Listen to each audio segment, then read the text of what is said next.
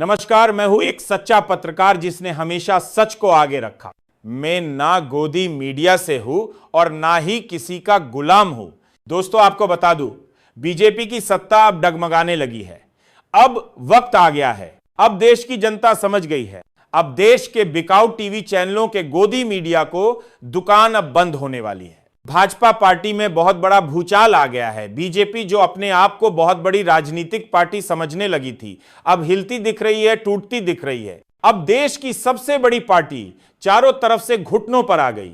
अब बीजेपी का खेल खत्म होने वाला है, क्योंकि बीजेपी में दंगे प्रसाद शुरू हो गए हैं। चलिए जानते हैं पूरी खबर क्या है। इससे पहले मैं आपको बता, मेरी आवाज को दबाया जा रहा। दोस्तों, अगर आपको मेरे वीडियो पसंद आते हैं तो मेरे इस चैनल को जरूर सब्सक्राइब करें। इससे मुझे काम और ज्यादा काम करने की शक्ति मिलेगी। भारत की सबसे बड़ी राजनीतिक पार्टी भारतीय जनता पार्टी, जो कभी अजेय मानी जाती थी, आज सवालों के घेरे में है।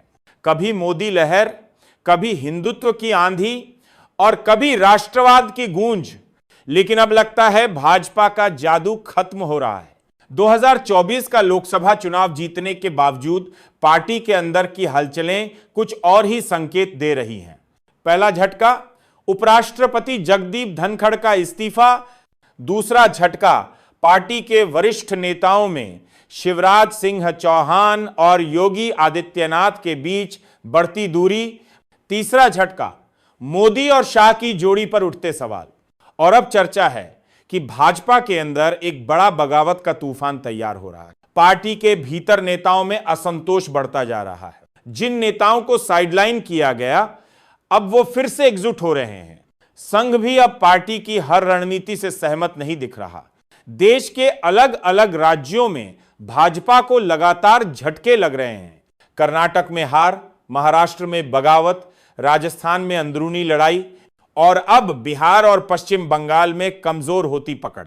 जहां एक तरफ विपक्षी दल इंडिया गठबंधन को मजबूत कर रहे हैं, वहीं भाजपा का एकला चलो का रवैया उसे नुकसान पहुंचा रहा है। क्या यह वही पार्टी है जो सबका साथ, सबका विकास की बात करती थी? जनता अब सवाल पूछ रही है, क्या राम मंदिर बनाना ही विकास था? क्या जनता की महंगाई, बेरोजगारी और शिक्षा से जुड़े मुद्दे पीछे छूट गए?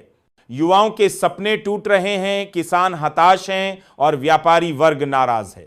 सिर्फ सोशल मीडिया और इवेंट से कोई सरकार नहीं चलती।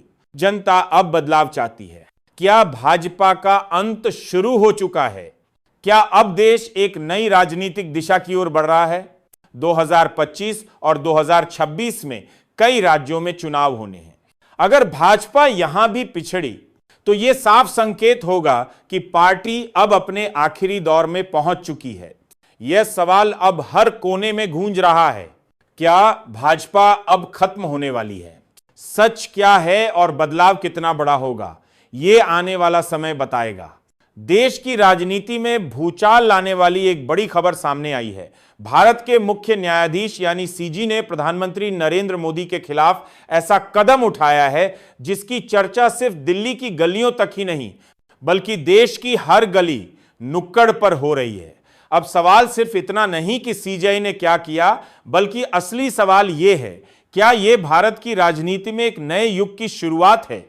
दरअसल सुप्रीम कोर्ट में पिछले कई महीनों से कई ऐसी याचिकाएं लंबित थीं, जिनमें सीधे तौर पर केंद्र सरकार की नीतियों, फैसलों और कार्यशैली पर सवाल उठाए गए थे। इनमें पेगासस जासूसी कांड, चुनावी बॉन्ड घोटाला और लोकतंत्र को कमजोर करने के आरोप तक शामिल थे। इन सभी मामलों में सुनवाई लगातार टल रही थी, लेकिन अब मुख्य न्यायाधीश ने खुद इस पर संज्ञान लिया और बड़ा ऐलान कर दिया। सीजीआई की टिप्पणी थी सख्त और सीधी। उन्होंने कहा, सुप्रीम कोर्ट किसी भी सत्ता से ऊपर है। अगर लोकतंत्र की नींव को खतरा है तो हमें चुप नहीं बैठना चाहिए। न्यायपालिका की चुप्पी ही तानाशाही को जन्म देती है। इसके बाद कोर्ट ने मोदी सरकार से सीधे जवाब तलब किया। मितार में कोर्ट ने केलीमातार क्यों नहीं पेगासस जासूसी कांड की स्वतंत्र जांच कराई गई? क्यों चुनावी बॉन्ड को पारदर्शिता के नाम पर काला धन बनाने का माध्यम बनने दिया गया? और क्यों बार बार संवैधानिक संस्थाओं को दरकिनार किया गया? यह पहली बार है जब देश की सर्वोच्च अदालत ने इतने तीखे सवाल सीधे प्रधानमंत्री के नेतृत्व वाली केंद्र सरकार से पूछे हैं।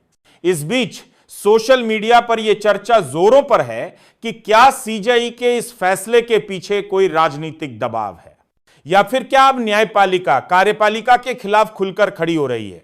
कुछ लोग इसे लोकतंत्र की जीत बता रहे हैं तो कुछ इसे जजेस एक्टिविज्म यानी न्यायपालिका का अति हस्तक्षेप मान रहे हैं। लेकिन सबसे अहम बात यह है कि देश की जनता अब यह जानना चाहती है, क्या प्रधानमंत्री मोदी कोर्ट में इन सवालों का जवाब देंगे? क्या कोई बड़ा खुलासा अब सामने आने वाला है? और क्या 2024 की तैयारियों में लगी बीजेपी के लिए यह झटका साबित होगा?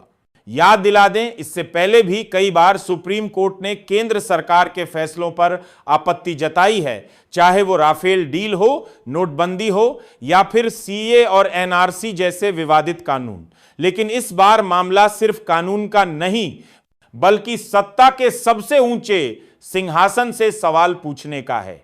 अब देखना यह है कि अगले कुछ दिनों में इस मामले में और क्या मोड़ आता है।